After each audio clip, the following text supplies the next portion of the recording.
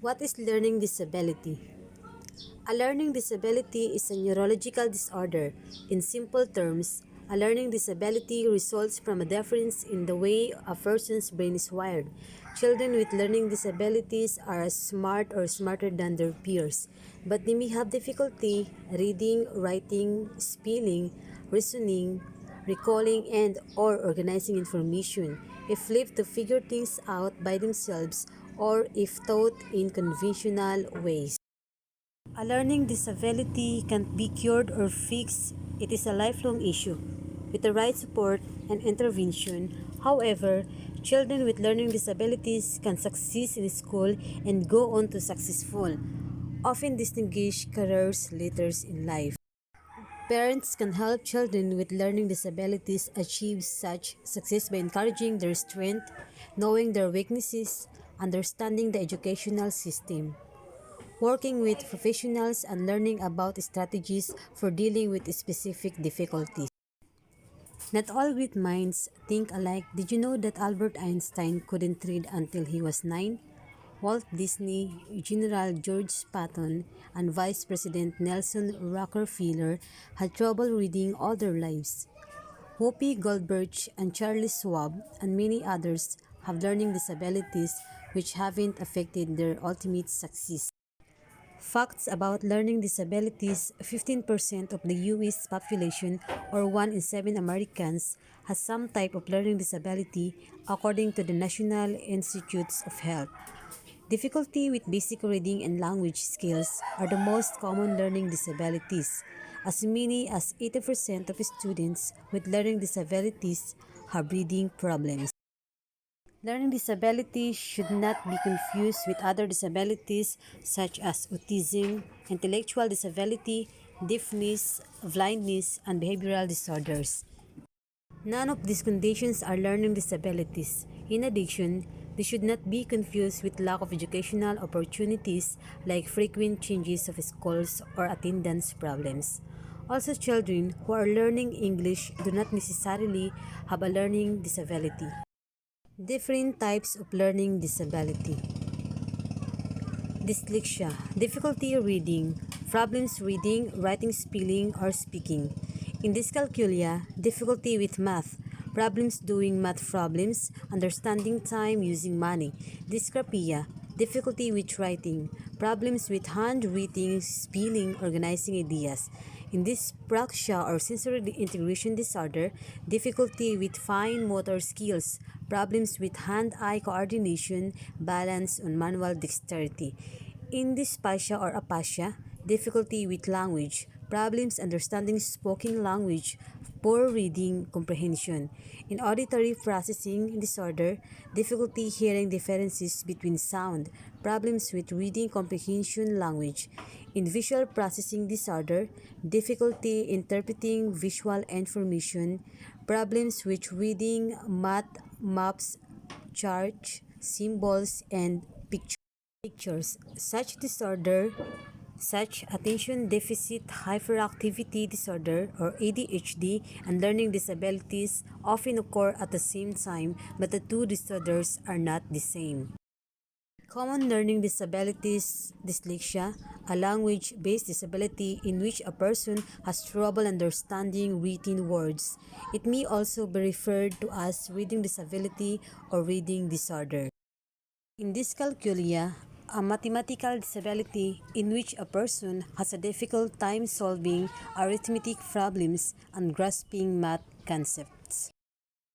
Non-verbal learning disabilities, a neurological disorder which originates in the right hemisphere of the brain, causing problems with visual, spatial, intuitive, organizational, and evaluative and holistic processing functions. Dysgraphia, a writing disability in which a person finds it hard to form letters or write within a defined space. In auditory and visual processing disorders, sensory disability in which a person has difficulty understanding language, despite normal hearing and vision. Causes of learning disability. What causes a learning disability? Learning disabilities are caused by something affecting the development of the brain. This may occur before birth, prenatally, during birth, or in early childhood. Learning disabilities can be caused by any one of a variety of factors or by a combination. The characteristics of learning disability. The following is a list of common characteristics of learning disability students. Conditions must be persistent over a long period of time. Presence of these conditions does not necessarily mean a person is learning disabled. In reading skills, they have 4 decoding skills: poor reading fluency, slow reading rate, lack of self-monitoring reading skills, poor comprehensions and or retention, difficulty identifying important ideas in content, extreme difficulty building ideas and images, difficulty integrating new ideas to existing knowledge, weak vocabulary skills, extreme difficulty understanding words or grammar, difficulty recognizing high-frequency words. Oral comprehension is noticeably stronger than reading comprehension, extreme difficulty focusing attention on the printed marks, then difficulty controlling eye movements across the page, then wavy or swimming pages not attributes to poor vision. Spelling skills. We have phonological awareness is noticeable, stronger than spelling ability, frequent spelling errors of high-frequency words, extreme difficulty with homonyms and irregular spelling patterns, no understanding of the relationship of phonics to written language, then no understanding of common spelling rules, then inadequate understanding of phonics even with instructions.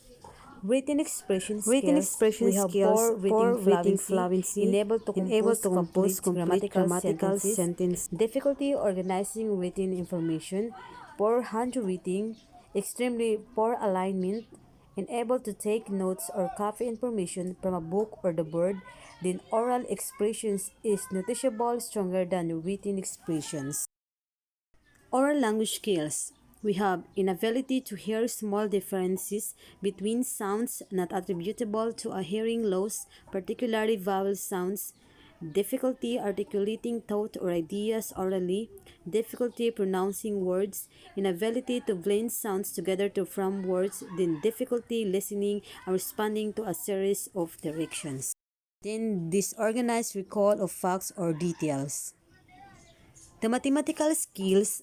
We have poor mathematical fluency, difficulty memorizing multiplication tables, difficulty identifying multiples in or factors, poor basic calculation skills, difficulty understanding words or application problems, poor understanding of mathematical concept, difficulty sorting of relevant information. In memory skills, we have extremely weak ability to stone and retrieve information efficiently, then extremely weak ability to hold information for immediate use. Then reasoning skills, we have extremely weak ability to solve problems, particularly when information or procedure is unfamiliar. Then extreme difficulty recognizing, transforming, or using specific information to reach general conclusions. Other characteristics that may be present, we have first, performs differently from day to day, responds inappropriately in many instances, distractible, restless, impulsive, says one thing means another, then difficult to discipline, doesn't adjust well to change, difficulty listening and remembering, difficulty telling time and knowing right from left, difficulty sounding out words, reverse letters, place letters in incorrect sequences, then difficulty understanding words or concepts, and or delayed speech development, immature speech. The most frequently displayed symptoms: short attention span, poor memory, difficulty following directions, inability to discriminate between among letters, numerals, or sounds, poor reading and or writing ability, eye-hand coordinations problems poorly coordinated, difficulties with sequencings and or disorganizations, and other sensory difficulties. The common signs that a person may have learning disabilities include the following: problems reading and or writing, problems with math, poor memory, problems paying attention, trouble following directions, clumsiness, trouble telling time, then problems staying organized.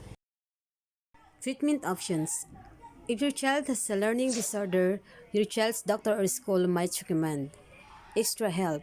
A reading specialist, math tutor, or other trained professional can teach your child techniques to improve his or her academic, organizational, and study skills. Then, individualized education program. Public schools in the United States are mandated to provide an individual education program for students who meet certain criteria for a learning disorder. The IEP sets learning goals and determines strategies and services to support the child's learning in school. Then, accommodation. Classroom accommodations might include more time to complete assignments or tests, being seated near the teacher to promote attention, use of computer applications that support writing, including fever math problems in assignments, then or providing audio box. Thank you for watching. Berhabo Jilin P, a BE 3B.